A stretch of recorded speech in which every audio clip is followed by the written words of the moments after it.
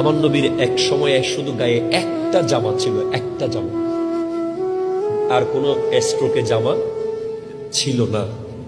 এক এতিম এসে নবীকে বলে, আপনার গায়ের জামাটা আমাকে দেন। আমার নবী বলে, বাবা আমি তো নামাজ পড়বো একটু পরে, এখন জামা দিলে খালি গায়ে কেমনে পড়বো, আমি নামাজটা পড়ে দিই। ওই ছেলের মা কাছে গিয়ে বলে, মা নবীজি তো আমাকে জামা দিল না। বলে, উনি দিয়ে দিবে, আরেকবার বল। পরের বার গিয়ে যখন বলে, আমার নবী জামা খুলে ওই ছেলেকে দিয়ে দিয়েছে। আমার নবী, নামাজের টাইম হয়ে যায়, সাহাবারা নবীজিকে খুঁজে দেখে আমার নবী হুজরা মুবারকের মধ্যে এইভাবে বসে আছে। সাহাবায়ে কেরাম এসে দেখে গায়ে জামা নেই। আর আমাদের কত জামা, আমাদের জামা সিরিয়াল আসে না। আমার নবীর গায়ে জামা ছিল না।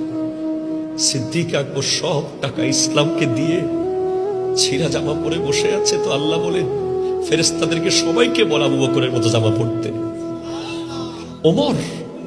ওমর ফারুকে আজম 637 খ্রিস্টাব্দে ফিলিস্তিন গিয়েছিলেন। যাওয়ার সময় রাস্তার দুই পাশে বিশ্বের বড় বড় লিডাররা সবাই দাঁড়িয়ে, যে মুসলমানদের খলিফাকে এক নজর দেখব, 22 লক্ষ বর্গ মাইলের শাসককে দেখব, কেমন হবে তার জামা, কেমন হবে তার ঘোড়া, কেমন হবে তার মাথার মুকুট।